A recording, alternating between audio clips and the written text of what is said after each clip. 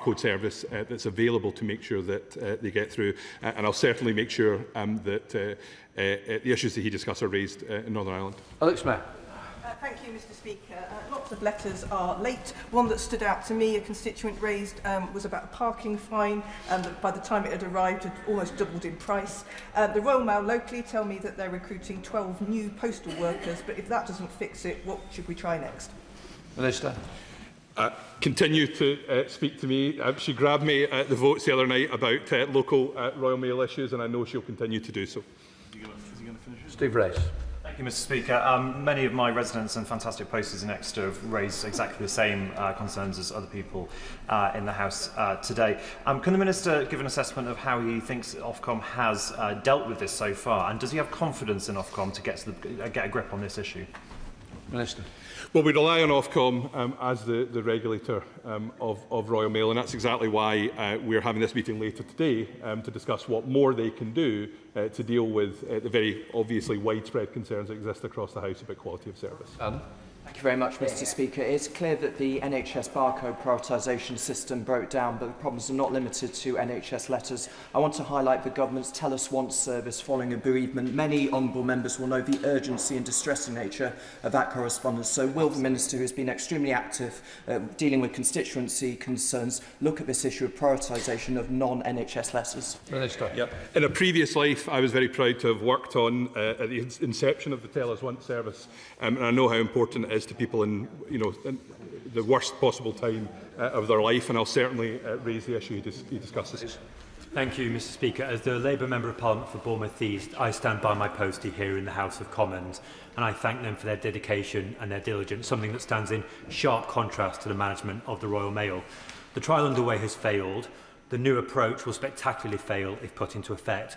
Will the Minister, when he meets later with Ofcom and again with the Royal Mail, say that he will not stand for the Royal Mail becoming yet another gig economy parcel courier that exploits its employees and lets down customers?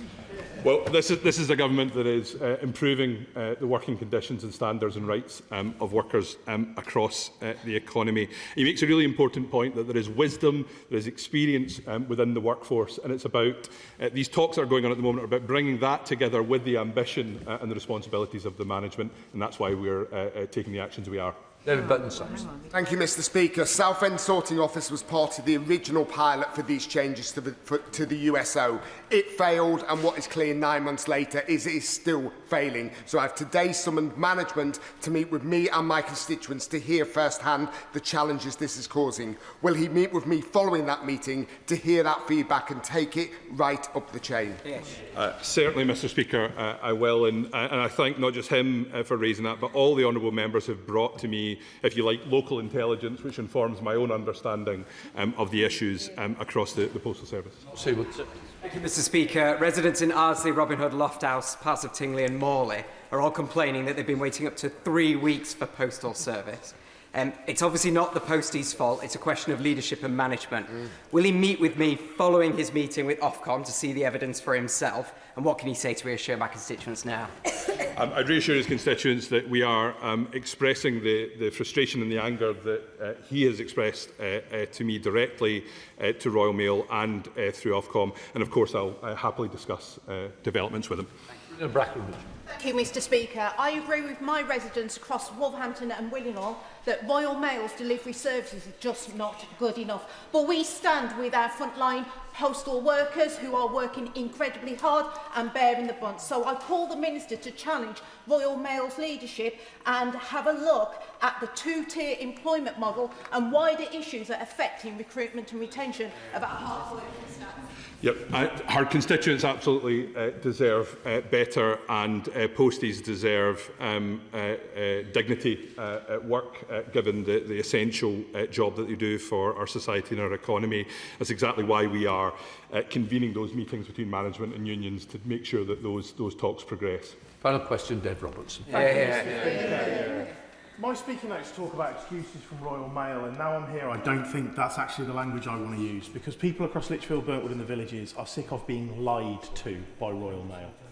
I met Royal Mail just before Christmas to complain to them about the total lack of a postal service that we had in Lichfield. We were probably the worst area in the country at that point.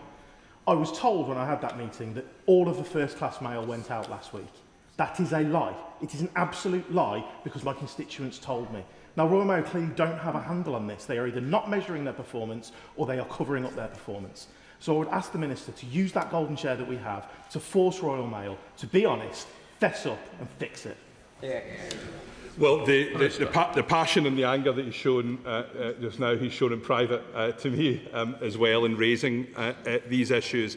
And again, I think it speaks about how frustrating it is as members of Parliament in any issue to raise a problem and then be told that it doesn't exist when your constituents are telling you that.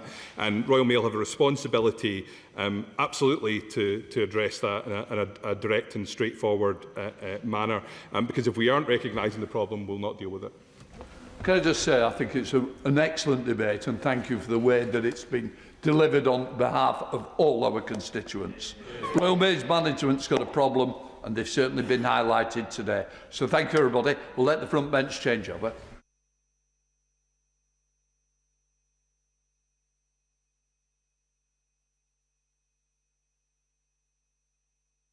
Sorry. Right, we now come to the next statement. Home Secretary. Thank you. With your permission, Mr. Speaker, I will make a statement on public order. The Commissioner of the Metropolitan Police, Sir Mark Rowley, has requested a prohibition on processions relating to Al-Quds Day under Section 13 of the Public Order Act. Madam Deputy Speaker, I have consented to that request, placing a ban on these processions for both protesters and counter-protesters that will now last for a month. This is the first ban since 2012, and so I wish to explain why I have done so to the House today. It is important that we start with the context.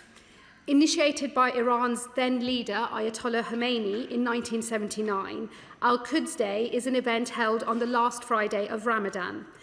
The day is marked worldwide by rallies and demonstrations in support of Palestine, including here in Britain.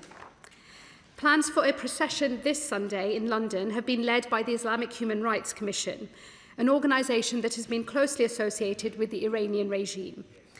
Of course, this year's event interacts with the ongoing conflict in the Middle East. It comes at a time when the Iranian regime is attacking British forces and bases, as well as those of our allies. It also comes just days after the arrest of 4 individuals as part of an investigation led by counter-terror police. They were arrested under the National Security Act for allegedly spying on Jewish communities on behalf of the Iranian regime. This context creates clear challenges for the police.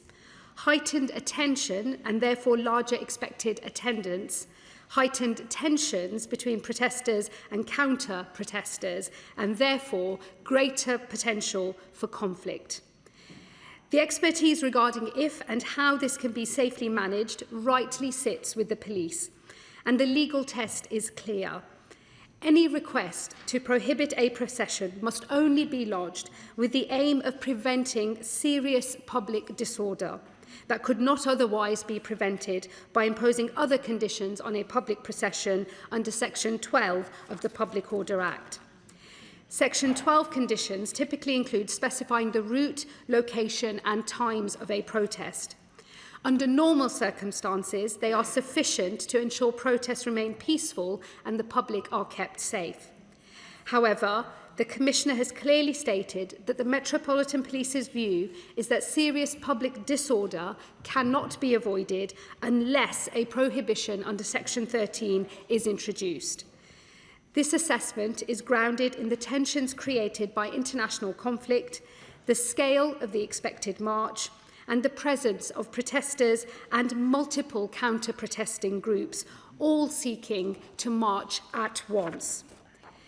My first duty is to keep the public safe. Having carefully and thoroughly considered the risk assessment presented to me by the Metropolitan Police, I am satisfied that an order under Section 13 is necessary. For 1 month, there will therefore be a prohibition on processions in London related to Al-Quds Day by protesters and counter-protesters, which will come into effect today and will end on the 11th of April. Should the Commissioner consider a further extension is required, he will be able to make a further submission at that time. I must be clear about what this prohibition does not do. The Police and Home Secretary only have the power to prohibit a public procession. Section 13 cannot be used to ban a static protest, referred to in the legislation as a public assembly. Should a static demonstration proceed this weekend, the police will not be able to stop it. Instead, they will be able to impose conditions, such as dictating the precise location and timing. People will therefore be able to exercise their right to peaceful protest, though the full force of the law will be enforced if hate crimes or other crimes are committed. Today's announcement is confined to specific circumstances, but I know this will excite scrutiny around the wider issue of policing protests. The House will be aware that I have appointed Lord MacDonald of Riverglaven to carry out an independent review of public order and hate crime legislation. His review is ongoing, and I will update this House on its findings at the soonest possible moment. I would, however, like to make a wider point about the right to protest in this country. What I have announced today is narrowly focused on specific circumstances in a unique moment, but it does not alter an enduring fact. In this country, we rightly pride ourselves on our freedoms, including the right to peaceful protest. It is a precious right and one that I revere, and it sets us apart from autocracies of all kinds across the world. This prohibition is therefore limited and specific. It bans marches, but not static demonstrations in relation to Al-Quds Day. Equally, I must add, there is no prohibition on protesting against the plight of Palestinians, and there never will be. Hundreds of protests have already taken place across the country this year in solidarity with Palestinians, and the Met alone have policed 32. Peaceful and lawful protest, whether for Palestine or for Israel or for any other cause, must be cherished and protected, and this government will always defend that sacred freedom. At the same time, as Home Secretary, I have a solemn duty, and it is my first duty, to keep the British people safe.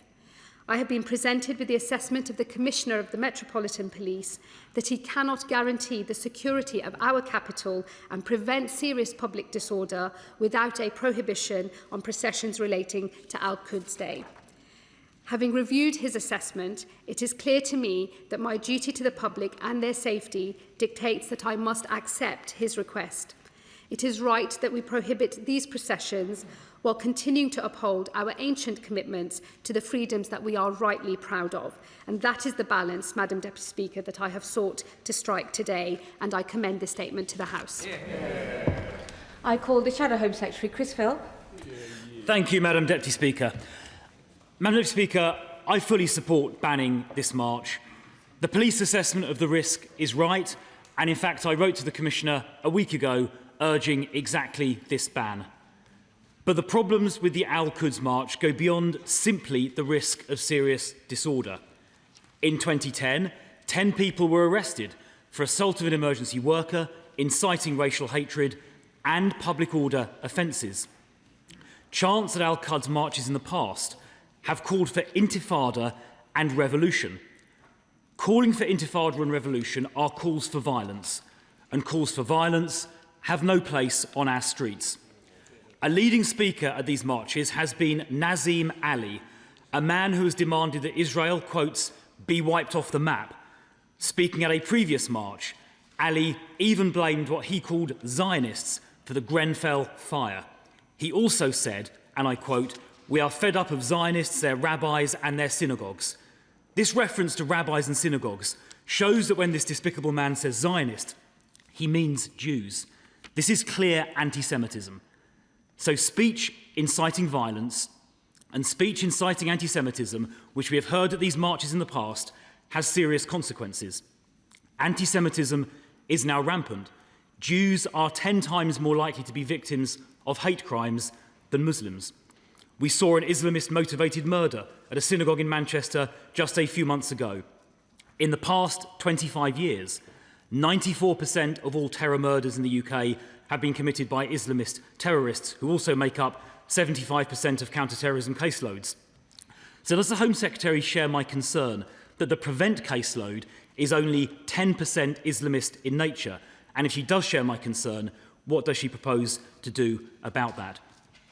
The organiser of the Al-Quds March is the so-called Islamic Human Rights Commission, which, as the Home Secretary quite rightly acknowledged, is in essence a front organisation for the Iranian regime. Now, former Iranian Deputy Minister of Culture, Ali Aksar Ramazanpour, has said that there is a network of Islamic charities in the UK which are, in his words, not autonomous, but are in fact funded and controlled by the regime in Tehran. Does the Home Secretary share my concern about that, and what does she propose to do about it? Of course, in opposition, the Labour Party also, I think rightly, pledged to proscribe the Iranian Revolutionary Guard Corps. Will she update the House on the implementation of that pledge? I'm also deeply concerned about many events that have been recently held, particularly at universities, lamenting the demise of Ayatollah Khamenei, a man who in the last few weeks was directly responsible for the murder of 30,000 of his own people, a man who supported and sponsored terrorism around the world, including backing Hamas and the atrocities on October the 7th, and who backed various regional wars. Will the Home Secretary join me in condemning those who mourned his demise and celebrated his evil acts? More broadly, Madam Deputy Speaker, and finally, the Al-Quds marches are a troubling symptom of a growing division in our society, where some people define themselves primarily by their religion or their ethnic heritage, and we've seen that spilling over into the conduct of elections. This is deeply troubling and deeply divisive. It undermines the very foundations of our nation, which depend on a shared identity and shared values. I'd be interested in the Home Secretary's views on that, and I hope the House returns to that topic. Let me finish with a broader point. Extremism has no place in the UK. Support for terrorism or violence has no place in the UK. Religious and racial hatred, including anti-Semitism, have no place here. So when someone who is not a British citizen expresses extremist, violent, pro-terror or racist views, in my view, they should have their visa revoked and be expelled, as set out in Section 3 of the Immigration Act 1971. The Home Office's own guidance makes clear, and I quote, that support for extremism or other unacceptable behaviour meets that statutory test. So will the Home Secretary use those powers to expel extremists who are not British citizens? Home Secretary. Thank you, Madam Deputy Speaker. I thank the Shadow Home Secretary for his comments and his questions. Let me just say to him, firstly, he began his remarks by talking about some of the unacceptable acts of violence and incitement to violence that have taken place at various marches, not just relating to Al-Quds Day, but it is not unusual for multiple arrests to be made at all the different types of protest marches that take place. I hope he will join me in supporting the police as they ensure that the full force of the law is applied at all times, in all circumstances. And of course, I have recognised that there are some complexities in the legal framework and an inconsistency of application, and that is why I've asked Lord Ken MacDonald to do his review so that we do have much more consistency of practice across the UK and clarity for the police about what they can and cannot do when it comes to some of the things that are said when protests take place. And I hope that we can continue to work together across this House on those matters. He asks a specific question in relation to Prevent. Let me tell him that, of course, I keep under review the way in which the Prevent programme is functioning. There have been a number of recommendations made, multiple recommendations over many years with many reports into the functioning of Prevent, and it is important that Prevent referrals are made in line with the statutory requirements and with the guidance, and that they are picking up those that we want to take away from a mindset and an ideology that could ultimately result in harm. So, I don't think it's appropriate for us to set percentage requirements of what should happen in terms of referrals, but it is absolutely important that the right referrals are being made, and we always work with partners who deliver the Prevent programme and with local authorities and others in making sure that that is done properly. Let me say to him on the Islamic Human Rights Commission that the trust that is responsible for that charity is currently subject to a statutory inquiry by the Charity Parity Commission, so I think it's important that that work is allowed to continue. And of course, once they have reached a determination, I'm sure that that will be something that will be discussed in the House in the future.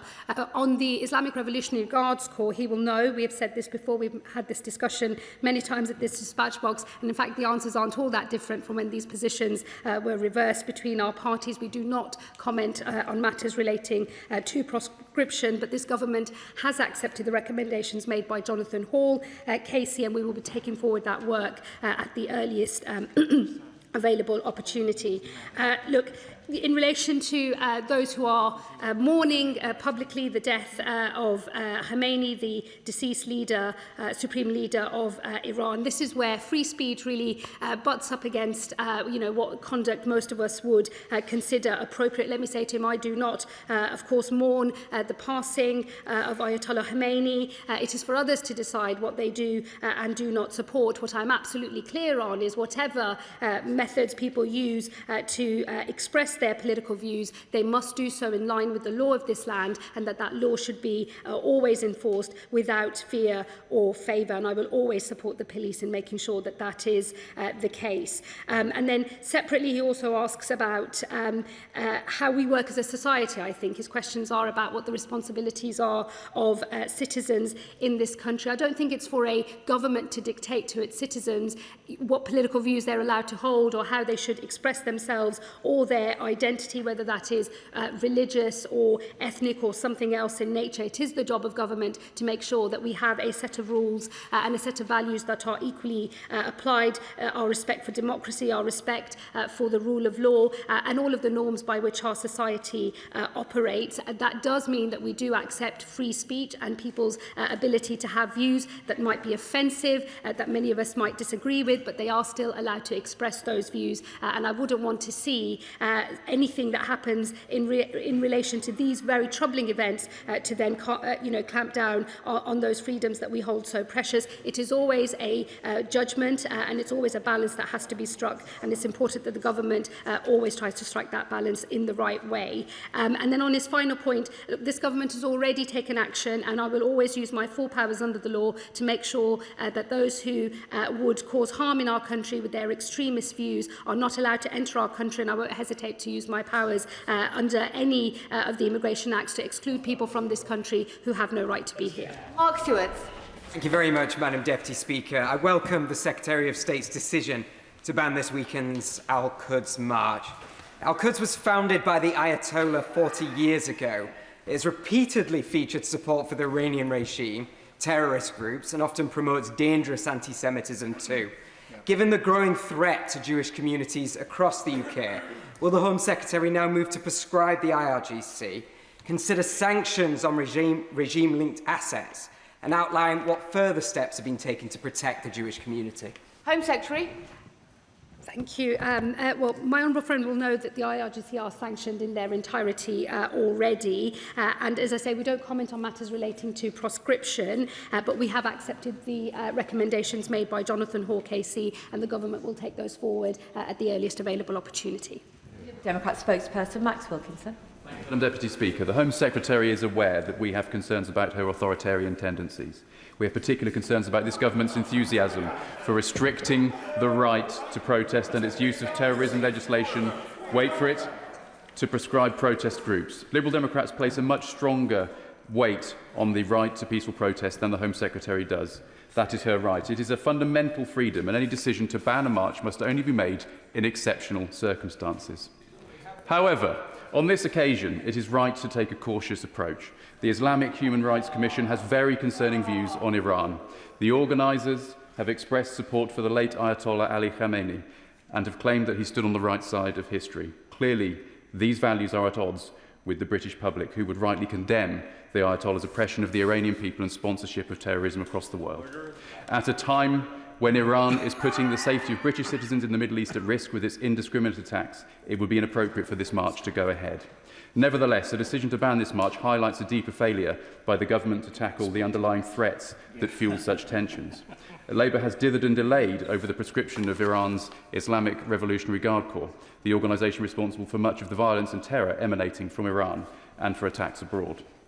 It is utterly ridiculous that the Home Secretary has already sunk almost £1 million of taxpayers' money in fighting in court to keep Palestine Action prescribed, whilst dragging heels on the IRGC's prescription, even when the independent review of terrorism legislation has urged immediate prescription. So will the Home Secretary today commit to confronting the threat of the Iranian regime by immediately prescribing the IRGC? And if not, will she give the House a date for legislation? I have to say, the opening remarks were rather disappointing. Let me just remind him of what I have actually said and done in relation to the right to protest. One is allowing the cumulative impact on communities that are affected by protests to be one of the reasons why police place additional conditionality on both a procession as well as a public assembly under Section 12 and 14 of the Public Order Act. I'm very disappointed that the Lib Dem spokesperson thinks that's an authoritarian tendency, when actually what we're doing is responding to repeat protests, creating real tension in our communities. And we are creating the conditions in which those protests can continue to go ahead, but with additional conditions as to their location and their time, and making sure that that framework is very clear for the police. That is actually an argument for allowing those protests to happen, but not in a way that also creates real fear amongst minority communities in this country. I'm very disappointed to see that the Lib Dems have set their face against that and would characterise that as authoritarianism. They are wholly wrong. These are the necessary steps to protect our vital freedoms and also our minority communities as well. The law in this area always requires a balance, and this government is seeking to strike that balance in exactly the right way. And the only other remarks I made in relation to protests were immediately after the terrorist attack at Heaton Park Synagogue in Manchester, when I suggested that marching the very next day in support of the Palestinian cause is perhaps not something that is British, because we should show some compassion to those who are suffering. Those are the only two acts, and he set his face against both of them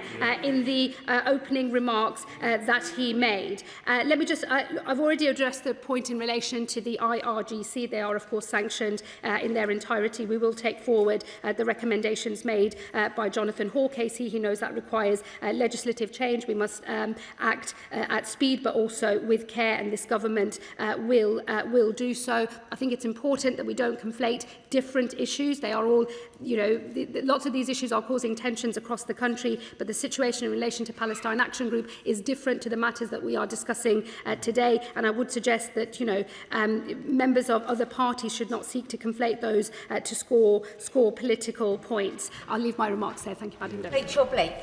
Thank you, Madam Deputy Speaker. I represent the area affected by this intervention, and I welcome the Home Secretary's intervention on public order policing today. I listened really carefully to the statement. She made clear that this prohibition is specific and discreet and focused. And what I heard was a real balancing of the challenges that she faces every day and that public order policing in London face every single day. The centre of London is home to dozens of synagogues and mosques and prayer rooms, and it's really important that I take that responsibility seriously of making sure that everybody is safe. I've been in regular contact with my constituents over the last week on this very topic. Will the Home Secretary work with me to articulate really clearly the rules and legislation in place to address these very challenging issues that we're all facing?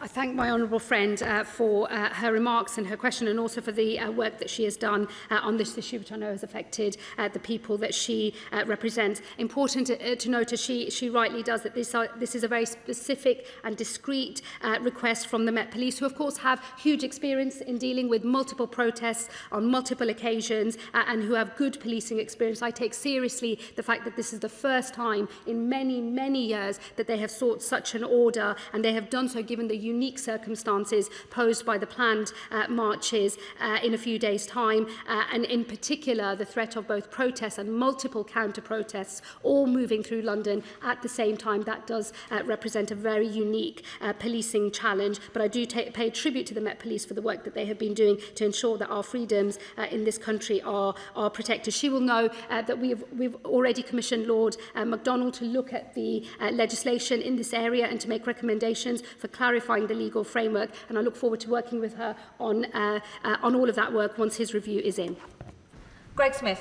Thank you, Madam Deputy Speaker. I welcome the Home Secretary's decision on this, but as my rightable friend, the Shadow Home Secretary, made clear, this speaks to a much wider problem. So can the Home Secretary say what steps she's taking to ensure the United Kingdom cannot be used as a safe haven for the wealth, influence networks or political activity of senior figures connected to the Iranian regime, with specific regard to recent reports that the new so-called supreme leader of that Iranian regime is linked to a network of high-value London properties acquired through associates or shell companies, and what steps she will take to close down any loopholes or strengthen those sanctions?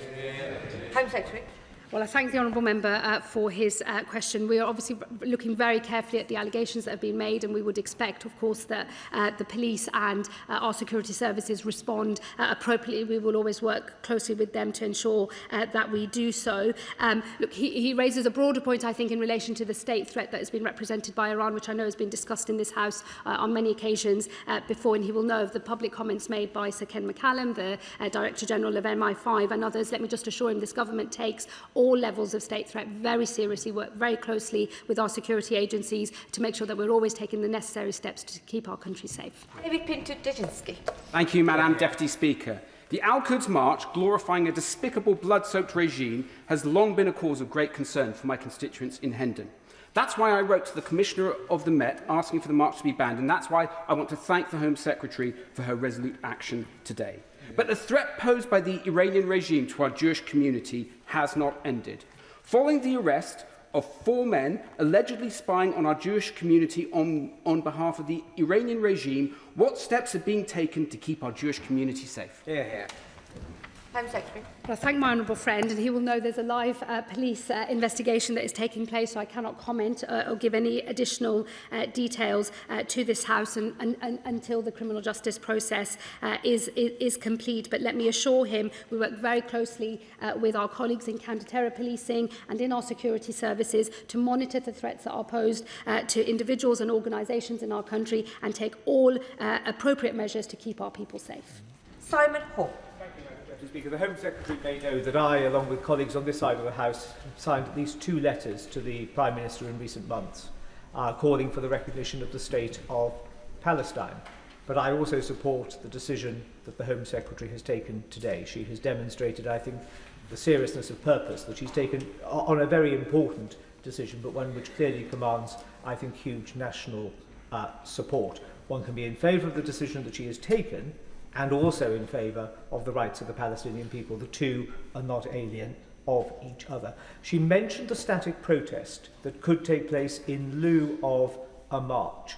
Is she able to tell the House, does she or the Metropolitan Commissioner have the power to time limit that specific event in order to ensure that ordinary people going about their business are not disrupted and that huge blockages do not take place in the capital in lieu of a moving march? Home Secretary. I thank the honourable member for the points that he has made. He's absolutely right. Let me just agree with him for the first part of his remarks on the rights of people in this country to support the Palestinian people, their right to self-determination and their desire for an end to conflict and recognition of their own state. There is no decision that this government has taken that prevents anyone from being able to express those political views and to take part in peaceful protest to draw attention to that cause, and that can all still absolutely continue. He's right on the static protest, so there are powers under the Public Order Act for the police to place conditions upon static protest. They can relate to both time, location, as well as other measures. Those will be operational decisions for the Met Police to make in the coming days. Luke Taylor. Thank you very much, Madam Deputy Speaker. And can I thank the Home Secretary for this action? It's proportionate, and she seems to be taking lessons from the Liberal Democrats on that. Can I reiterate the calls from the Liberal Democrats to prescribe Iran's Islamic Revolutionary Guards Corps and encourage her to come forward with timetable for that legislation to be delivered. But can I also ask what steps have been taken to ensure effective policing of the static protests that will go ahead on Sunday to protect Londoners and our police from potential clashes? Secretary. Madam Deputy Speaker, the House will be pleased to know I will decline the invitation to learn any lessons from the Liberal Democrats, not just on this occasion, but forevermore. Look, let me reiterate the point in relation to the IRGC.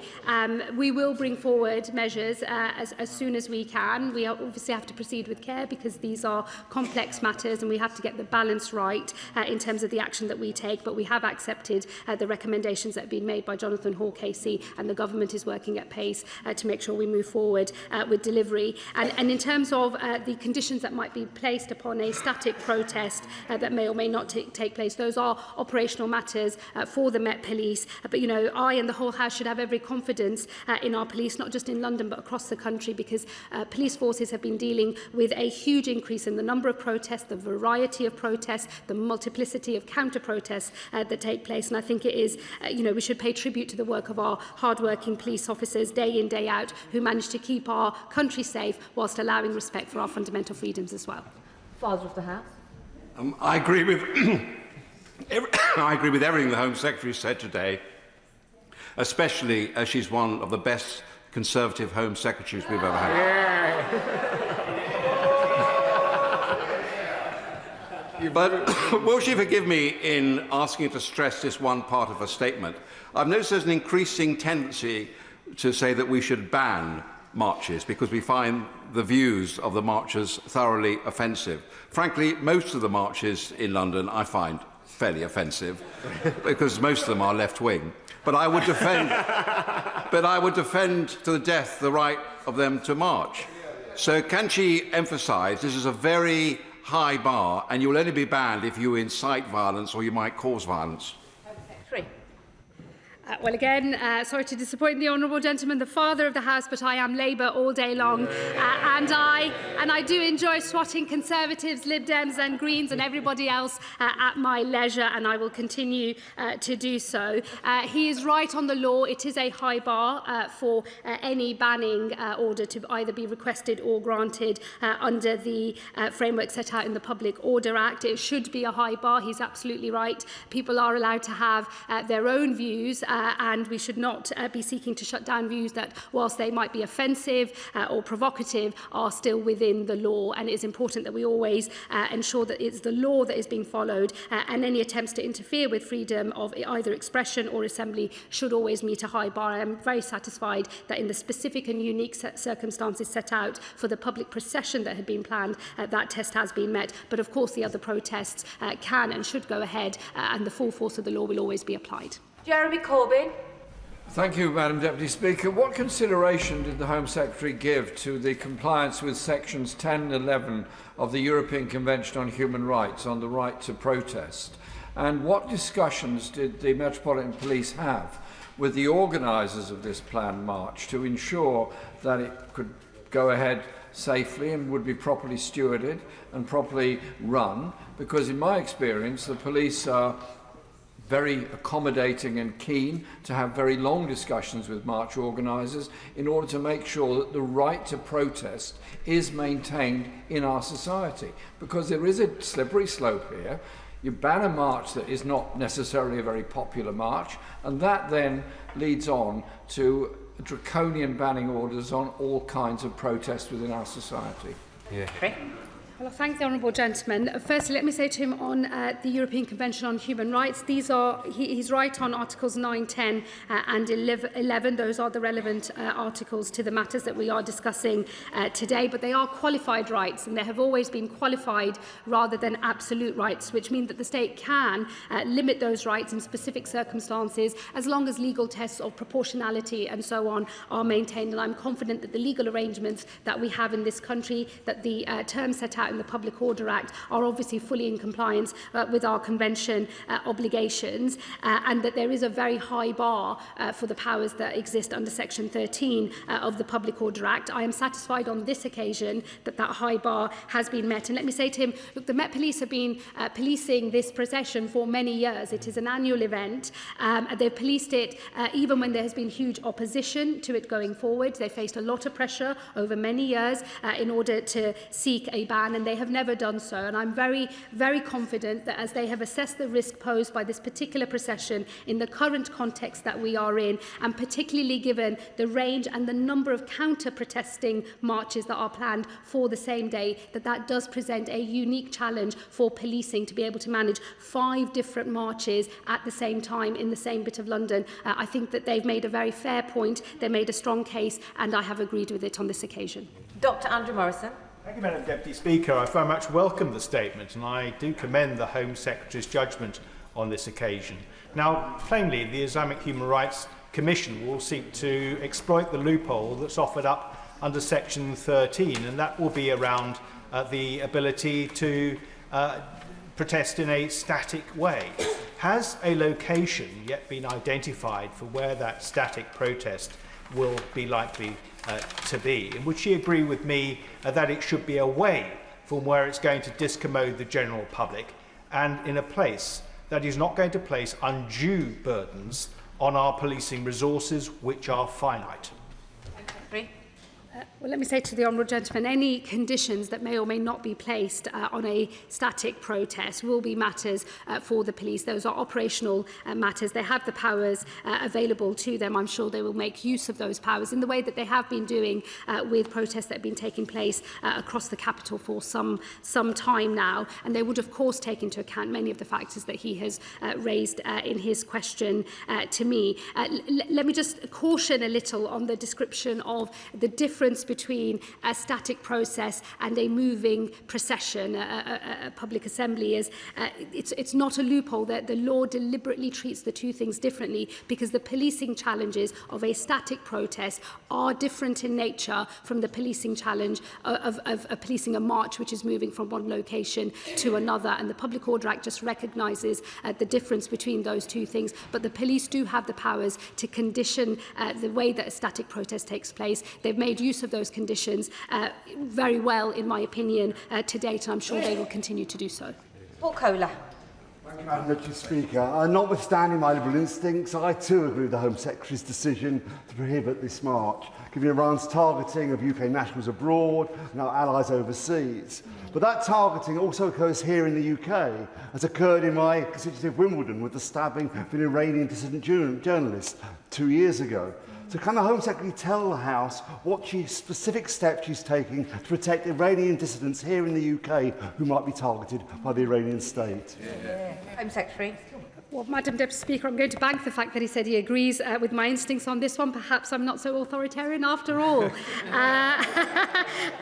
Let me say to him, he raised a more serious point. He raised a more serious point on dissidents, and we know the threat posed by dissidents from the Iranian regime here on UK soil, and he's rightly noted an earlier case. Let me assure him we work very closely with counter-terror policing and with our security services on monitoring the threats posed to all individuals in the UK by foreign states, and we're always ready to take any appropriate action, and indeed the police and the security services take action every day. Sir Gavin Williamson. Thank you, Madam Deputy Speaker, and very much welcome the Home Secretary's decision. Iran has a track record of hostile activity in the United Kingdom. We have so many Iranians who've had to flee their home country for safety here in the United Kingdom, yet you still see the situation of charities effectively operating as proxies through the terrible regime in Tehran. And I just wonder what action, further action, the Home Secretary is going to take to clamp down on these organisations that masquerade as charities. Home Secretary. Well, on the specific point of charities, of course, the Charity Commission has powers to launch its own inquiries and then force compliance, and they, of course, have a full suite of powers to take action if they think someone has fallen outside of our rules. There is an ongoing Charity Commission investigation into the overall body relating to the IHRC, the trust, rather than the organisation that we are discussing here today. I'm sure the Charity Commission, once they've completed that work, will take appropriate action, and I know that will be the subject of further discussion in this House. Let me assure him we do recognise the desire by some to use our charities legislation and to find gaps in order to pursue other ends that are not charitable and not what the law was intended to do, and we won't hesitate to take further action in this area if we need to. Shaukat Adam. Madam Deputy Speaker, will the Home Secretary care to explain a contradiction that I see, that she has taken the ban to a peaceful march that has been happening for over four decades, 40 years, citing serious public disorder, whilst the government continues to permit the far right to protest outside hotels housing asylum seekers who call for serious public disorder outside those hotels. And if the Tommy Robinson march, Tommy Robinson, who's also the Home Secretary might like to know, a big fan of hers, the United Kingdom march in September 2025, where violence, in particular against Muslims, was cited, will that be banned as well? Home Secretary.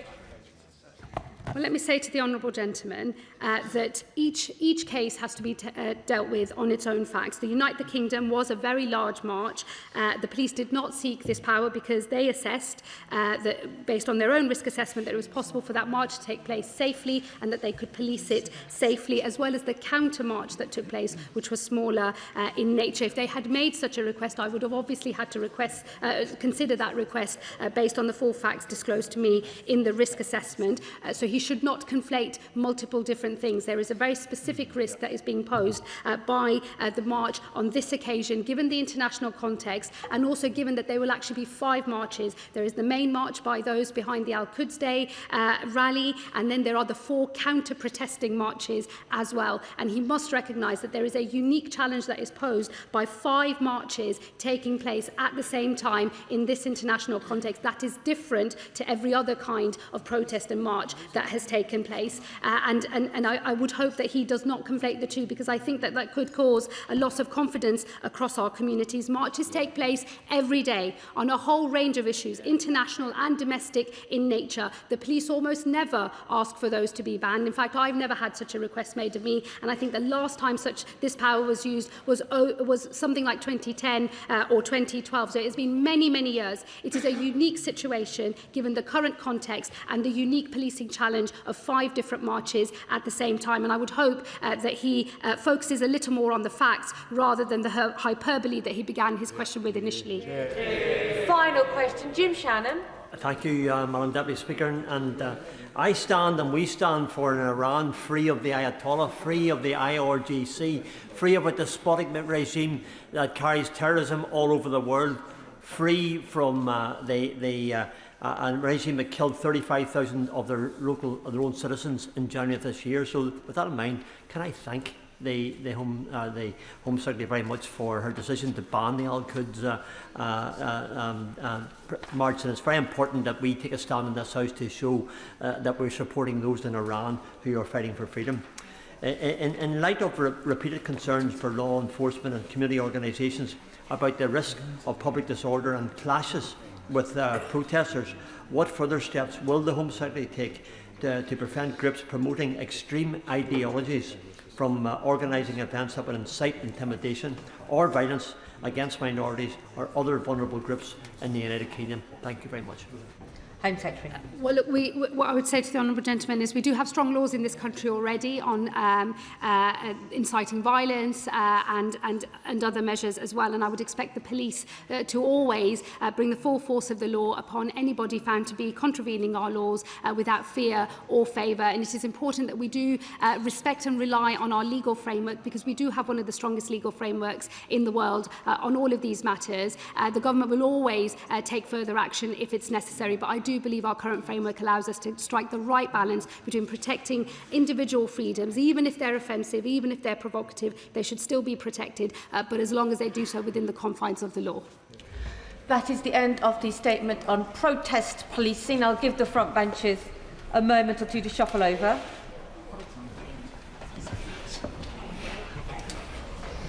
Alex is the golden. I'm sorry, I'm trying to do it.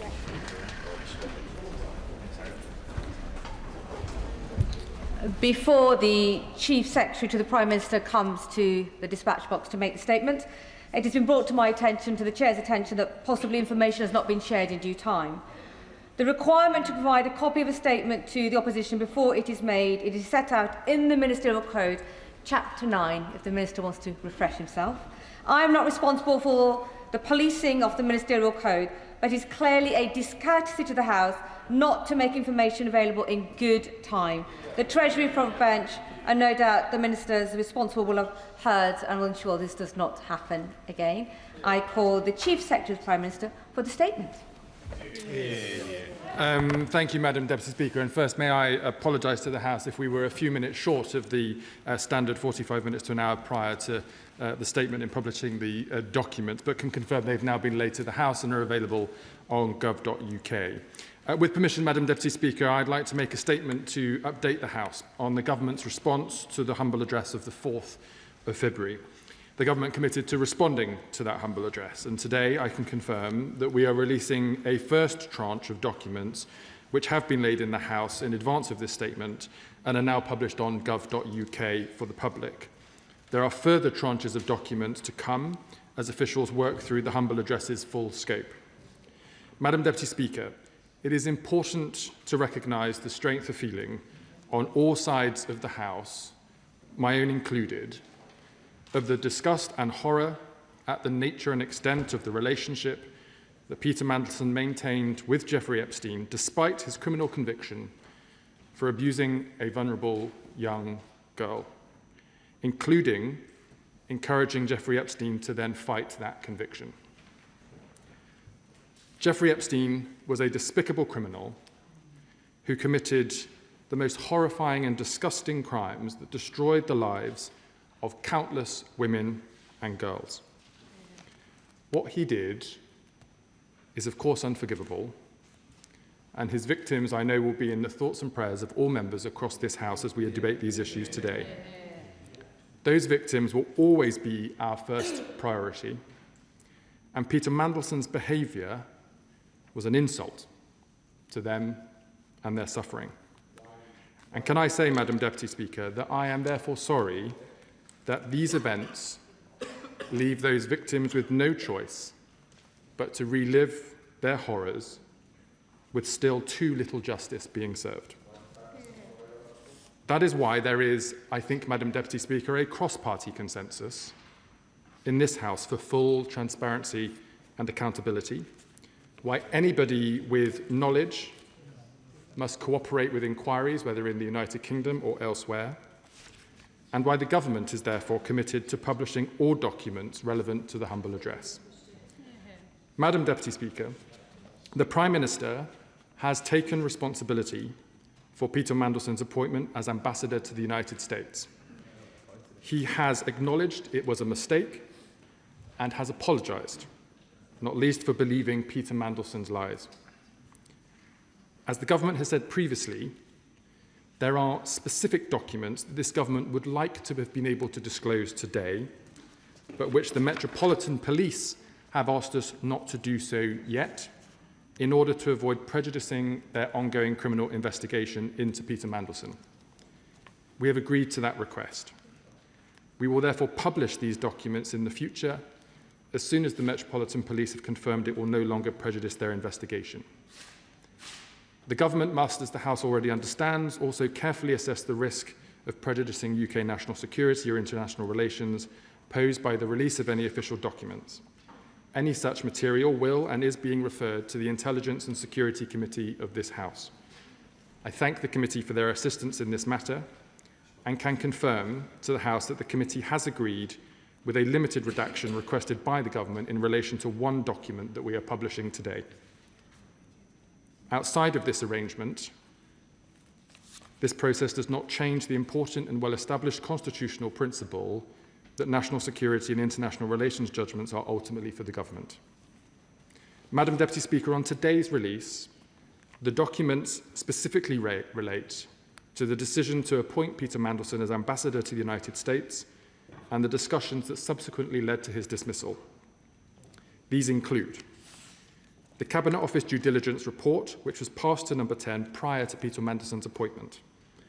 Information provided to my right honourable friend, the Prime Minister, regarding whether full due process was followed during Peter Mandelson's appointment. Papers relating to Peter Mandelson's appointment as His Majesty's Ambassador to the United States, and minutes of meetings relating to the decision to appoint him, and details of the severance payments made to Peter Mandelson after the Prime Minister instructed he be withdrawn as Ambassador, thereby terminating his employment by the civil service. whilst the documents point to public reports of an ongoing relationship between Peter Mandelson and Jeffrey Epstein, the advice did not expose the depth and extent of their relationship, which only became apparent after the release of further files by Bloomberg and then the United States Department for Justice. After the Prime Minister reviewed the Cabinet Office due diligence that noted public reporting on Peter Mandelson's relationship with Jeffrey Epstein, questions were put to Peter Mandelson by advisers in number 10, as Right Honourable and Honourable members can see referred to on pages 8 and 94 of the bundle, and Peter Mandelson responded. These are matters that are currently the subject of an ongoing police investigation, and we will publish this document when the investigation allows.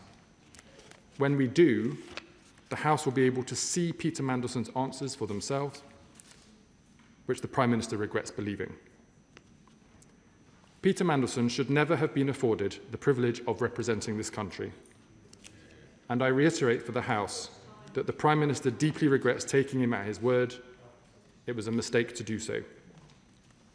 I can, however, confirm to the House, as agreed with Madam Deputy Speaker and Mr. Speaker, that we have shared the documents that are with the Metropolitan Police with the Chair of the Public Administration and Constitutional Affairs Committee on terms agreed by the Metropolitan Police to ensure as much transparency to this House as is possible. And Madam Deputy Speaker, as soon as the truth became apparent following reporting by Bloomberg, the Prime Minister acted to withdraw Peter Mandelson from his role. I'm sure that Right Honourable and Honourable members across the House will also read in these documents with interest how Peter Mandelson conducted himself after his withdrawal as ambassador. As the documents show, regarding his severance payment, Peter Mandelson initially requested a sum that was substantially larger than the final payment. Not just 2 or even 3 times, but more than 6 times the final amount, despite the fact that he was withdrawn from Washington because he had lost the confidence of the Prime Minister. The government obviously found that to be inappropriate and unacceptable. The settlement that was agreed was to avoid even higher further costs involving a drawn-out legal claim at the Employment Tribunal, given Peter Mandelson's employment as a civil servant rather than a minister. The House will know that ministers can be dismissed without recourse to the Employment Tribunal. Civil servants are treated differently.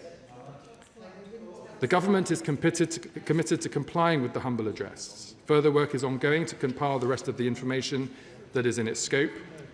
The government recognises the urgency with which this work must be completed, and the government will, of course, keep members updated as that work progresses.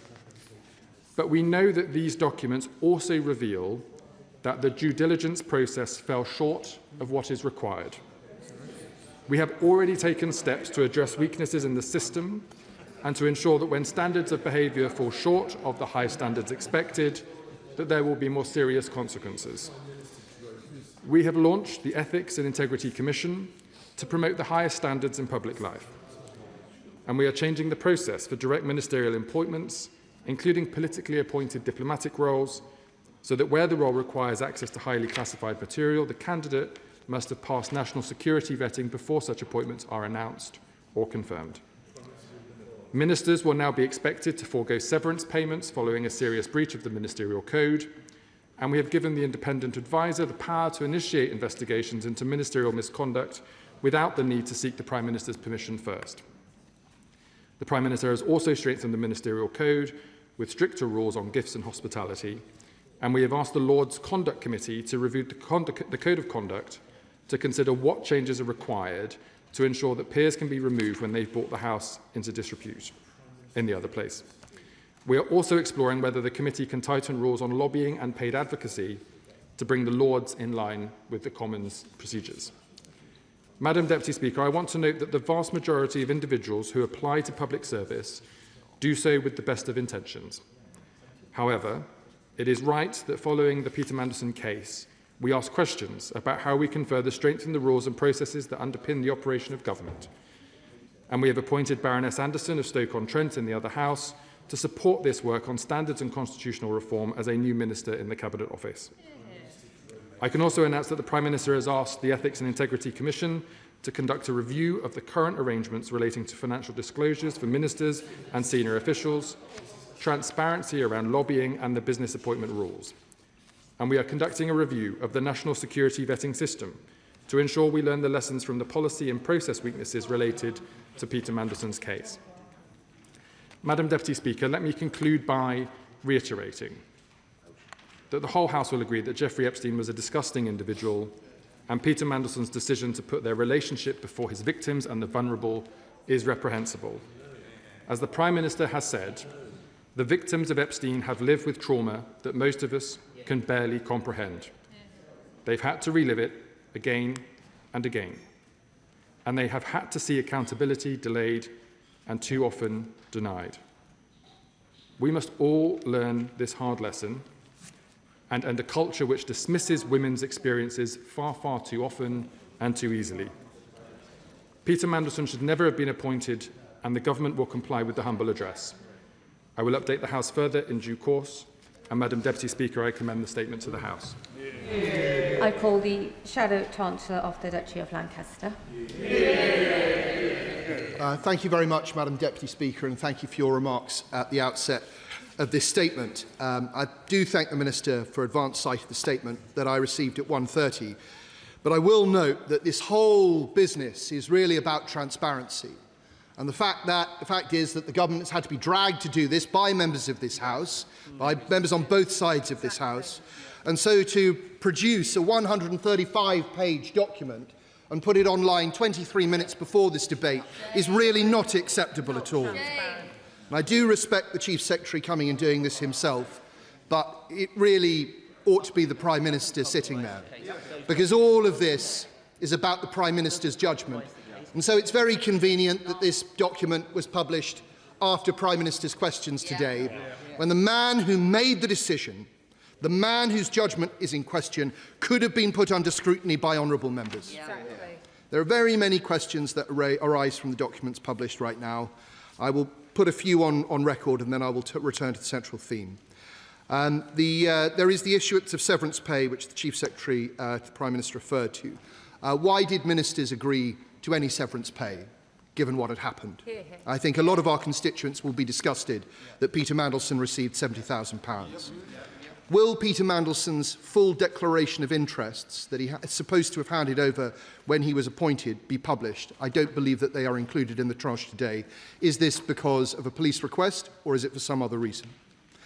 Will the Chief Secretary publish a register of withheld and delayed documents so that the House can be aware of what is being held back? And will he give us a little more information, either now or in the future, on redactions? It is important that this House understands who is deciding on what will be redacted. This awful saga involving Jeffrey Epstein continues. I understand that as this House meets, one of his ranches in New Mexico is being investigated because there are reports that bodies are buried there.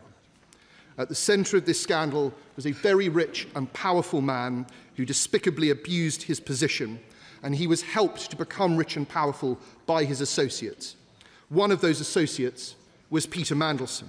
So while, of course, I associate myself with the remarks made by the Chief Secretary about Epstein's victims, it's very clear that those victims were not in the Prime Minister's mind when he appointed Peter Mandelson. The Prime Minister has already admitted that he knew Mandleson had maintained his friendship with Epstein even after the latter's conviction for his terrible crimes. That was a bad choice, and it's a choice that we can now read about in black and white, Madam Deputy Speaker, on page 11, where the Prime Minister was told after Epstein was first convicted of procuring an underage girl in 2008, their relationship continued across 2009 to 2011, beginning when Lord Mandleson was Business Minister and continuing after the end of the Labour government. Mandleson reportedly stayed in Epstein's house while he was in jail in 2009. Now, the Prime Minister claims that he was lied to. He wasn't lied to by this due diligence document. And it may be that Mandleson denied these claims.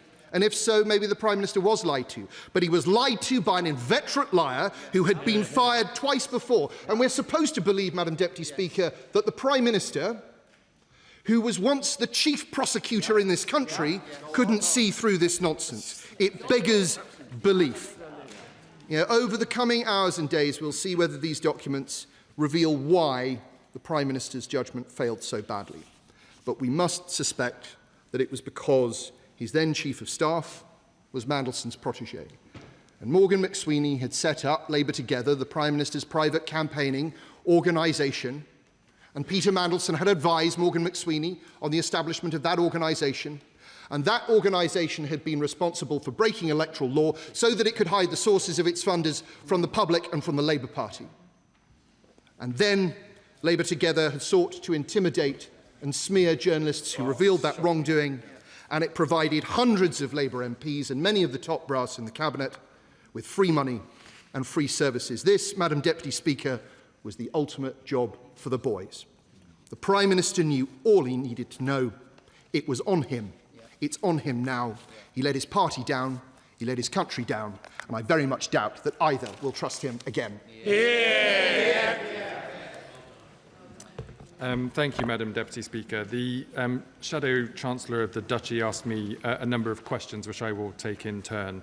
The first was on severance payment. He asked me, Madam Deputy Speaker, why that payment had been made and who approved it. As I set out in my opening statement, Peter Mandelson was employed as a civil servant, not as a minister. That meant that on his summary dismissal by the Prime Minister, he had the right to take a claim to the Employment Tribunal. As you can see in the documents, Peter Mandelson asked for a much larger sum, with the implied threat that that would be taken through legal proceedings with associated legal costs. The government, wouldn't have wanted to pay £1 to Peter Mandelson. But in contrast to the cost to the taxpayer of Employment Tribunal legal fees and maybe a payment that in the advice would have been higher than the amount that was given, the government reluctantly agreed to that award. The Prime Minister has since said that Peter Mandelson should either return that money or donate it. On the question of who approved the severance payment, the House will see from the documents that the request from the Foreign Office was made to the Treasury. The payment was approved in line with Treasury business rules, albeit reluctantly, and with an express condition that a non-disclosure agreement was not allowed in these circumstances. And for the sake of completeness, there is reference in the bundle to that business case requiring my approval, and I can confirm to the House I did not receive that request or indeed approve it. The Shadow Chancellor of the Duchy of Lancaster asked me then about some of the documents, namely about redactions and a register of withheld documents. On the question of a register of withheld documents, with permission, Madam Deputy Speaker, I would need to take that away to take advice from lawyers in the Metropolitan Police to be able to say whether these documents are being held for their criminal investigation or not. I hope that the House is somewhat reassured by the mechanism we have been able to establish with the chair of the Select Committee, who has sight of these documents, albeit in a contained and controlled way. Redactions in the documents that are made by government are only to protect the names and contact details for junior civil servants, as is due practice. Other redactions that relate to international security and international relations are done with the approval of the Intelligence and Select Committee. He lastly asked me about the report from the Cabinet Office to the Prime Minister. As I've said in my opening statement, the Prime Minister did ask subsequent questions of Peter Mandelson following that report being submitted by the Cabinet Office. These questions were undertaken by his advisers in number 10, and whilst this is a document that we can't publish at this time, the Prime Minister is very clear that he regrets having believed the lies that Peter Mandelson put before him. Rachel Maskell. Madam Deputy Speaker, clearly Peter Mandelson's associations bring a real stench to the appointment processes, but I want to know about the business associations and the way that they are scrutinised within the process, because clearly we know that Peter Mandelson's PR company, Global Counsel, had strong associations, a client in fact, Palantir, who has won lucrative contracts from successive governments. I want to understand if the papers demonstrate those associations and the associations that Peter Mandelson then brought into government. My honourable friend will see from the documents being published today that those commercial interests were raised by the Cabinet Office and established processes were put in place where new members of the civil service have to remove those commercial interests before taking office. And there is some commentary in the bundle about the conversation with Peter Mandelson in advance of his appointment as Ambassador to the United States, specifically about that question. Having said all of that, part of the review that we are now taking forward is another look at the business appointment rules to make sure that the processes that were applied in these circumstances are robust enough in the situation in which we're discussing. And if we need to further strengthen them, we stand ready to do so. The Leader of the Liberal Democrats, Sir Ed Davey. Thank you, Madam Deputy Speaker, and can I thank the Chief Secretary for advance sight of his statement. It is a stain on our nation that we're even having to go through this. It's right that we keep Epstein's victims, survivors and families at the front of our minds. Today, Madam Deputy Speaker, marks the first day of Britain's own Epstein files. And for a close friend of Epstein to have been made Britain's ambassador to the United States is a shameful part of this affair that is the Prime Minister's responsibility. It is disappointing that he is not here now to answer for that and his catastrophic failure of judgment with respect to Mandleson. Peter Mandelson's close relationship with Jeffrey Epstein and the fact that it continued long after Epstein's conviction for child sex trafficking have been reported by both Channel 4 dispatchers in 2019 and the Financial Times in 2023. Has the Prime Minister told the Chief Secretary personally how those reports made him feel and why he still felt it was right to appoint Mandleson anyway? Mandelson's £70,000 payout is an insult to Epstein's victims, and if he had a shred of decency left, he would donate it to charity. But the Chief Secretary's explanation as to why the government made that payout simply won't wash. Madam Deputy Speaker, with a very limited number of documents being released today, the wait goes on for the rest of Britain's Epstein files. That includes the documents related to Andrew Mountbatten Windsor, required by the humble address our party passed a fortnight ago. I very much hope the government will get them out as quickly as possible. It has taken 5 weeks from the Mandleson humble address to publication today. So can the Chief Secretary guarantee that the first Andrew papers will be published within the same time frame by the 31st of March at the latest? Thank you, Madam Deputy Speaker. As I've said to the House, the Prime Minister regrets having appointed Peter Mandelson as Ambassador to the United States. It was the wrong decision. He has apologised for it.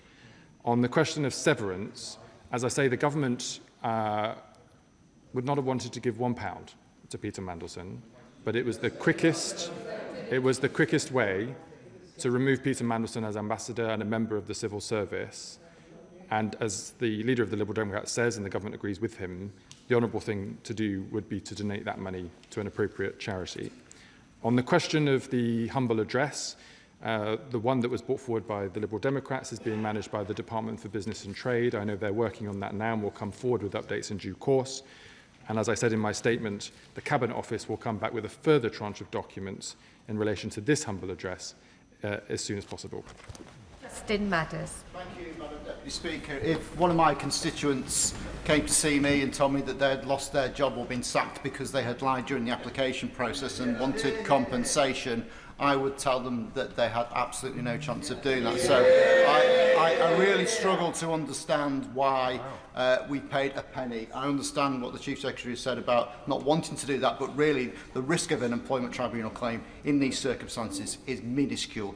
He's absolutely right. That money should have been paid to a victim's charity. So will he now press Mandleson to do the right thing and give that money to the victims of abuse? I thank my honourable friend for his question. He and the House will see from the bundle of documents today that the government acted on the basis of legal advice in awarding that settlement payment. But I agree with him wholeheartedly and repeat from the dispatch box that the honourable thing for Peter Mandelson to do was to donate it to an appropriate charity. Committee Chair Simon Hall. Deputy Speaker, and I acknowledge what the Chief Secretary has said with regards to my role as the Chair of the Committee looking at documents sort of pro tem on behalf of the House, and that will be done, as he knows, properly. Now, just following on the point that the Honourable Gentleman has just raised, the Chief Secretary is of course right that under the civil service rules, Mandleson could have made a claim to a tribunal. He's right on that. But the Honourable Gentleman is also right. Anybody who has secured a position by deception would find themselves standing on the thinnest of thin ice with no chance at all. And the approach that Mandleson has shown in the original claim that he made just underscores the shamelessness of the individual in question. So my direct question to the Chief Secretary is this. On the point that, because he's admitted that the Prime Minister was lied to, that is a deception, was legal advice sought as to the likely outcome of any employment tribunal case brought by Mandleson? If it was, what that advice was, and if it wasn't, why not? The advice, Madam Deputy Speaker, is in the bundles that have been published today. The Honourable Gentleman has to forgive me for not being able to refer precisely to the right page at this moment, but they are in the documents today. And whilst it is not for me to defend the claim that Peter Mandelson was making against the government, I would just say to the House that one of the issues would, of course, been the legal fees in actually defending that claim at the Employment Tribunal itself, a cost to the taxpayer, even if in the end the government would have been successful. And it was those considerations that were put to the government in advice, which is why that settlement figure, which was a much lower figure than the legal fees and potential settlement being asked for, was the case. Lewis. And some of the points were very relevant. But this isn't just about technicalities, about lapses of judgment. This is about a wider, rotten political culture, a 30-year project where proximity to wealth and power isn't a means to an end, it is the end goal. That's what Peter Mandelson represented, and he wasn't just about him being the ambassador or selected to be ambassador. He was at the heart of the political project around number 10. That has to change. Does the government understand? Out there, this isn't just about one bad set of decisions. It's about a political culture that he represents and that is destroying party politics, mainstream party politics in this country. Do we get that? Do we understand that? Will we change? My honourable friend and I are members of the Labour movement because we share the same values. We're here to represent the voices of working people and those that have no power and no access across this country. That is what our movement was created to do, and we share that ambition. But do I recognise that we are still operating in a system where power and wealth can lead to these types of outcomes? Absolutely. Do we have a shared ambition of tackling that? Yes, we do. Dr. Kira Mullen. Thank you, Madam Speaker. The Minister will know that at the moment the Government is putting through a bill about the duty of accountability and candour. One of his ministerial colleagues sat just down from him will confirm that it requires ministers to answer questions with candour. 3 members of this House asked the Minister what the payoff was for Mandleson several weeks ago, and he refused to answer. So I'd asked him to reflect on whether he acted with candour. And coming back to this question of whether he deserved a payout, isn't actually the truth that the government knows this tissue, this story, this suggestion that they were lied to and there's no possible way they could have found out the truth would be torn apart in an employment tribunal, and that's why he didn't want to go to it. Yeah, good point. That was not the rationale, and the documents will speak for themselves. Rachel Blake. Thank you, Madam Deputy Speaker. This statement has truly been sickening. Does the Chief Secretary agree with me that the sickening behaviour and conduct of Mandleson is in part a symptom of structural misogyny? And will he use his office to drive out structural misogyny from Whitehall and Westminster? My honourable friend is right to raise the bigger issues that are in question around the process of appointment and disclosure and deceit and the rules that are in place. Above and beyond all of that, unfortunately, is a country and a world in which the voices of women who are subject to male violence and the abuse of power and privilege is still rampant. And all of us, I think in any party, in any part of this House, would want to suggest that that is not the way in which we wish the world to operate, and we should all do what we can to change that. That's why this government is committed to issues around halving violence against women and girls. That's why we talk about how we tackle structural misogyny, whether it's at the heart of our political system or in business or elsewhere. And I know that my honourable friend and I share those ambitions and will do all that we can to make that a reality. Stephen Flynn. Thank you, Madam Deputy Speaker. If I listened to the Minister correctly, which I think I did, he said that his victims must be our first priority. Let's be clear, for the Prime Minister, they were not. Because on the 11th of the 12th, 2024, he received advice which says, and I state, Epstein was first convicted of procuring an underage girl in 2008. The following sentence says, Mandleson stayed in Epstein's house in June 2009. I repeat, the victims were not the Prime Minister's first priority. So that being the case, how can the Minister, with a straight face, stand at that dispatch box and say we must learn this hard lesson and end a culture which dismisses women's experiences, when it was the Prime Minister who chose to ignore those experiences, ignore those facts, and appoint Peter Mandelson in the first place?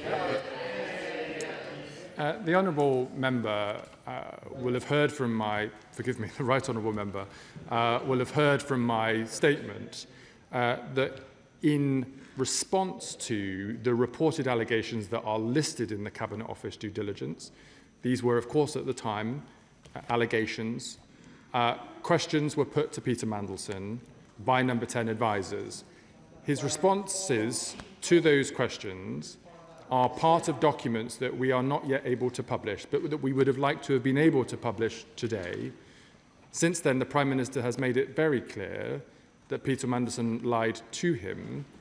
He regrets believing those lies, and if the depth and extent of that relationship, which nobody in this House understood until the Bloomberg publication of documents and the US Department of Justice disclosures, he would never have appointed him in the first place. Steve Witherden. Thank you, Madam Deputy Speaker. The release of documents outlining what was known about Mandelson's association with Epstein is welcome. Mandelson's avarice, his business connections and his malign influence within the Labour Party are simultaneously why he was made ambassador and why he was useful to Epstein.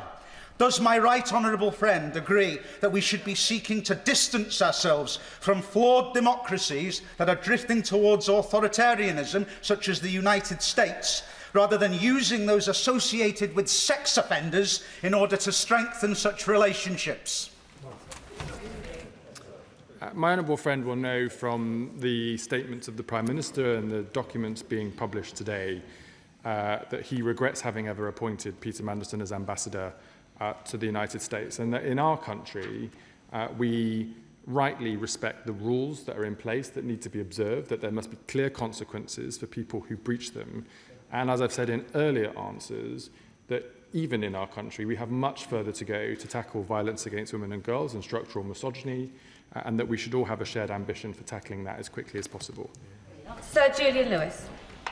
The Chief Secretary deserves our admiration for always being calm and courteous, even in the most trying circumstances, but he really mustn't take us for fools. Oh, yes. Peter Mandelson had a reputation as one of the most slippery and sleazy characters in modern British politics.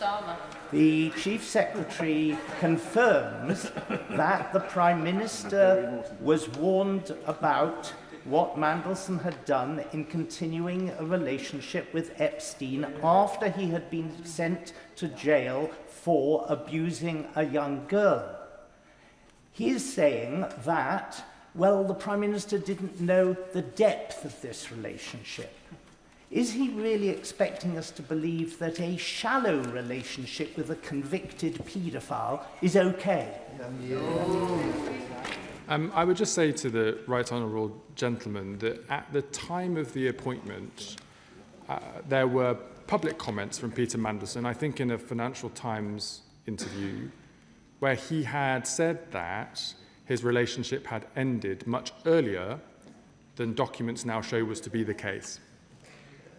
On the back of the Cabinet Office reports about those newspaper stories, the Prime Minister had further questions put to Peter Mandelson, documents for which we will be able to publish in due course, and that's why the Prime Minister says that he regrets having believed Peter Mandelson's lies and wished he'd never appointed him in the first place. Byrne. The appointment of Lord Mandleson was not just a catastrophic error of judgment that has caused profound damage to this government's reputation.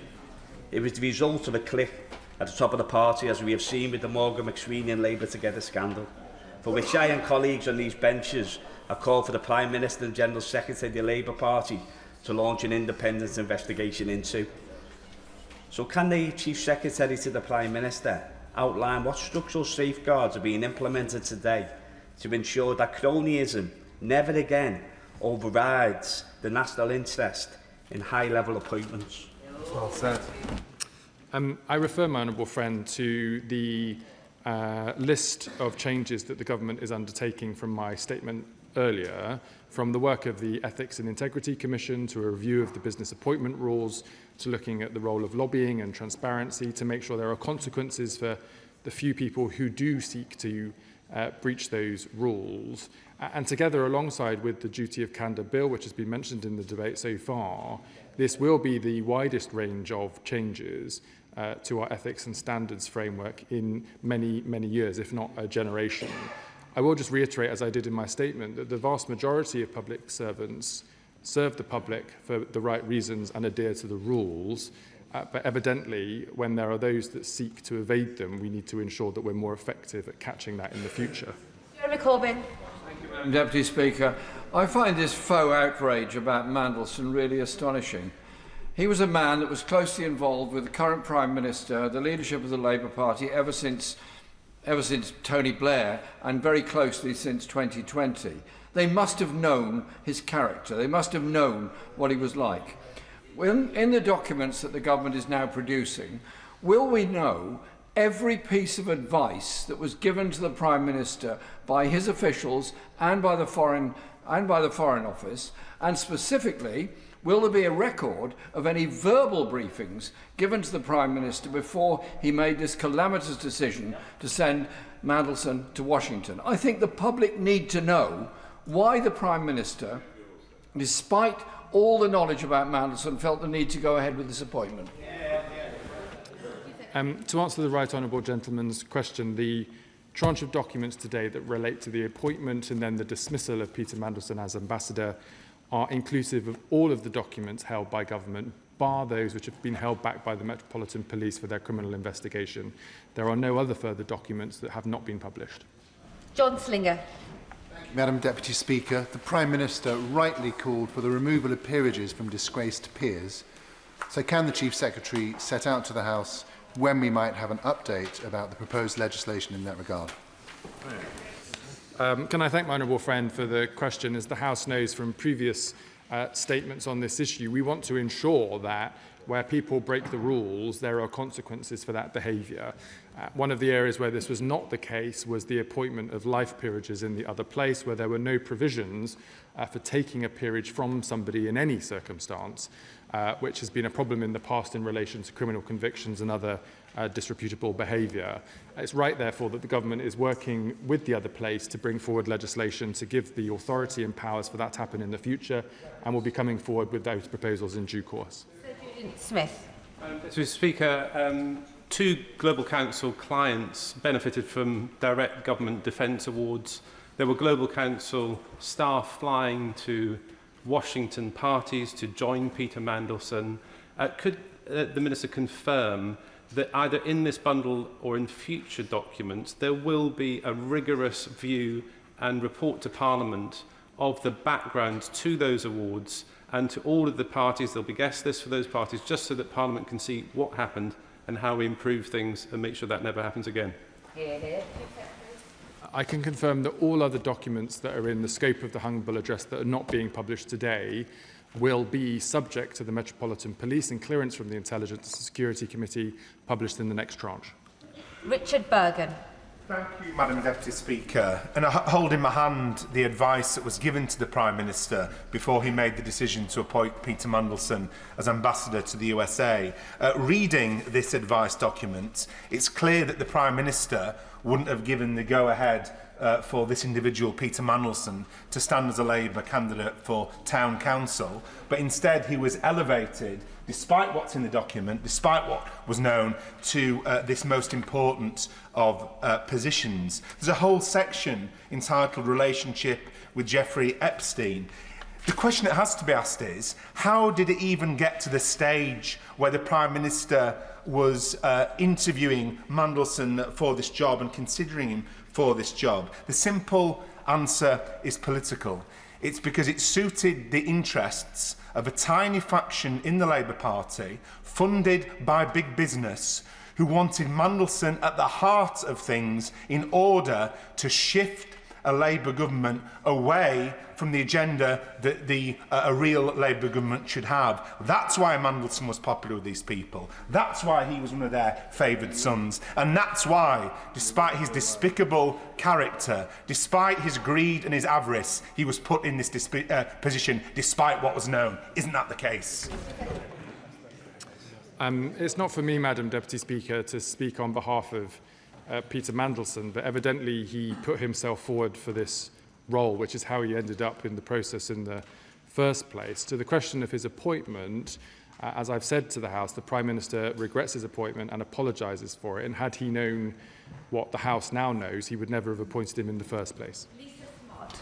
Much, Madam Deputy Speaker. In his remarks, the Chief Secretary mentions policy and process weaknesses in our political system, and he's right to do so, but surely the real failure is one of the Prime Minister's judgment. He also talks about the depth of Mandelson's relationship with Epstein not being known, but Mandelson's character was, and it was known for a long time.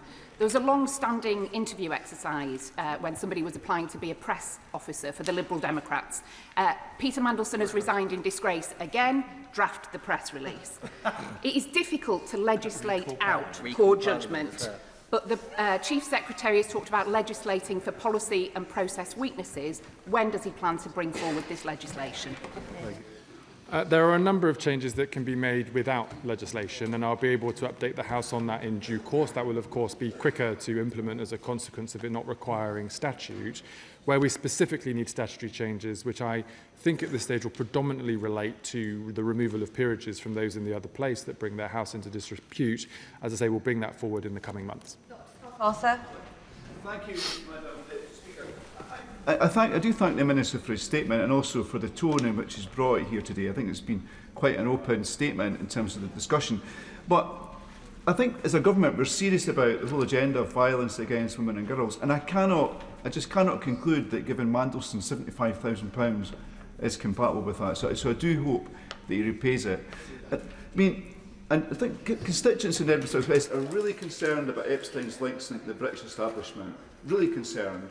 And so, particularly given the allegations against both Mountbatten and Windsor and also Mandelson himself. And I know there's a live court case and investigations underway, but can the government commit to a public inquiry into Epstein's links into the British state once these court cases are over? My honourable friend will know that there's an ongoing criminal investigation in this country, and of course there's investigations happening in the United States, in Congress and elsewhere. As the Prime Minister has said, anybody that has any relationship or had any relationship with Jeffrey Epstein or any connection to the events or organisations that he hosted should be readily putting themselves forward to answer any questions and try to help bring justice to the victims who have been waiting for too long. When will the government release Mandelson's declaration of interest, and why is it not included in the documents released today? All the documents that are available in relation to Peter Mandelson's appointment and dismissal are published in the tranche today, subject to those which have been held back by the Metropolitan Police. All further documents that relate to the humble address will be released in the second tranche, which will be in the coming weeks. Thank you, Madam Deputy Speaker. The Chief Secretary rightly referred to a wider set of reforms on openness, accountability and transparency that will now be considered, and I do welcome Baroness Anderson's appointment to support that work. Can he assure me that lobbying reform writ large will be in scope of the Ethics and Integrity Commission review, and that will include looking at previous PACAC reports, including the PACAC recommendations on the Greensill David Cameron lobbying scandal that still haven't been responded to.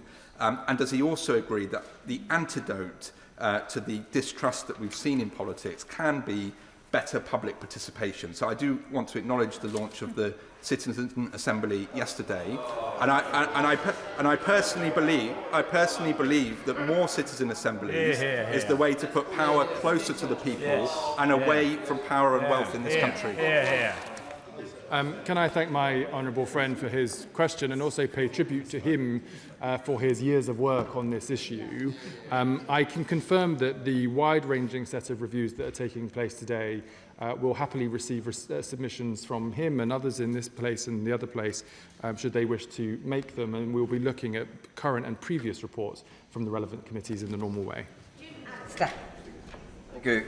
On the 11th of December 2024, just 9 days before the Prime Minister confirmed Mandleson as the new ambassador, these papers show that he was specifically advised of the JP Morgan report from 2009, which expressly said that Mandleson, after Epstein's conviction for soliciting prostitution of a minor, quote, maintained a particularly close relationship with Epstein. After that, yet the Prime Minister, a former chief prosecutor, chose in those circumstances, with that information, to believe the lies of Mandleson. How could that be? And given that it is, what does it say about the judgment of our Prime Minister?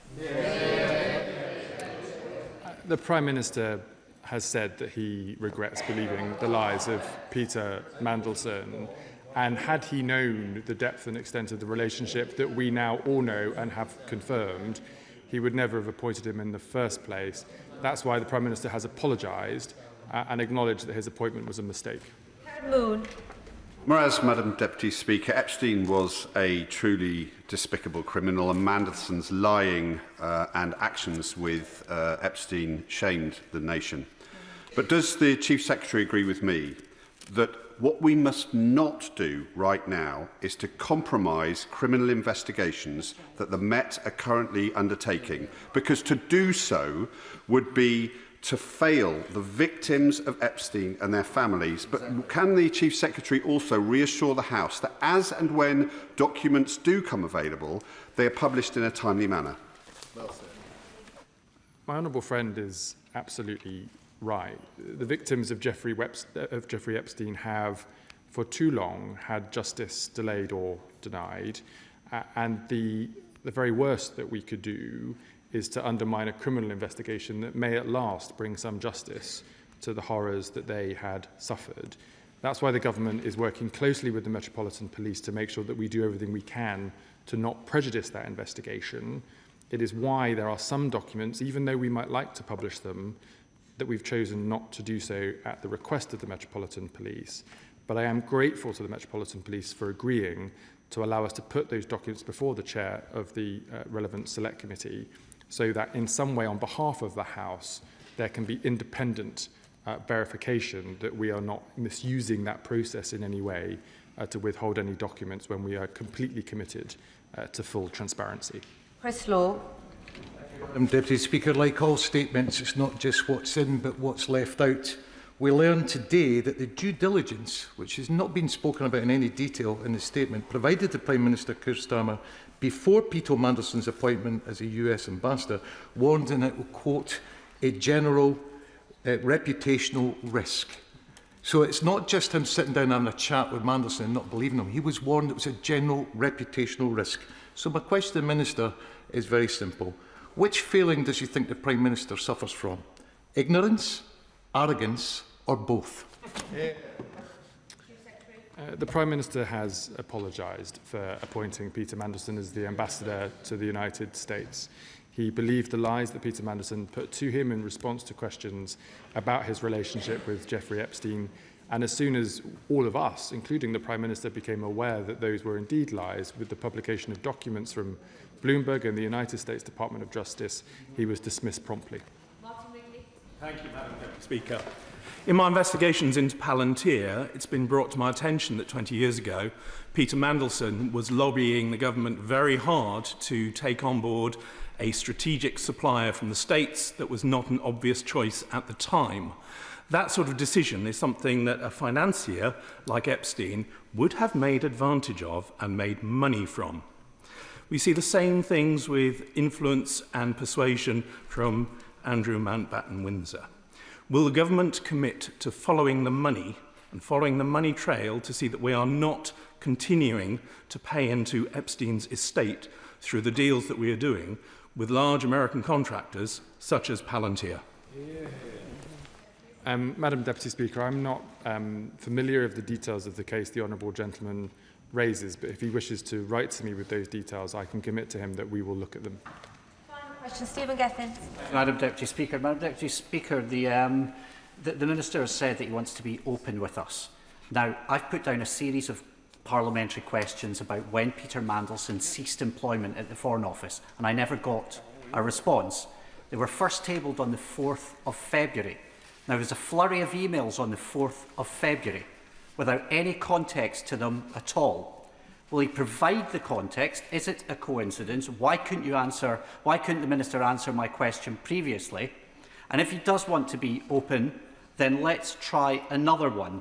He said that Peter Mandelson was fired because he told lies. In that case, he's been given a £75,000 payoff. £35,000 of that was a special severance payment. £30,000 of that was tax-free. Why on earth was it tax-free? Madam Deputy Speaker, in relation to the tax-free treatment for payments following dismissal without recourse to the Employment Tribunal, those are the tax rules that exist in all circumstances in this country. The government did not have the legal powers to override them. On his question about parliamentary questions, I think the documents he's hoping to see are being published today, and they, of course, speak for themselves. That is the end of the statement on Lord Mandelson's humble address motion.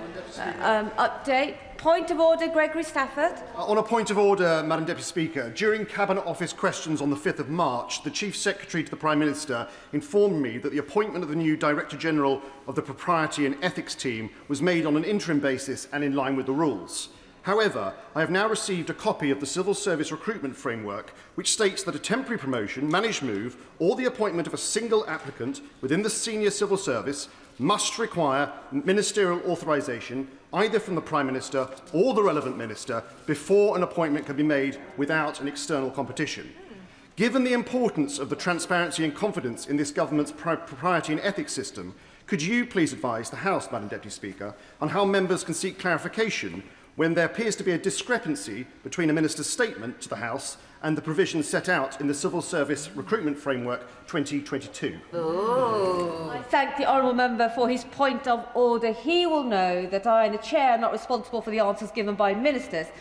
But the Minister, as I can see, the Chief Secretary is already here. I think he wishes to respond. Go ahead, Chief Secretary. I'm happy to do so, Madam Deputy Speaker. I do not recognise the discrepancy. As I've said to the House previously, there was a temporary appointment to the role in question within the rules.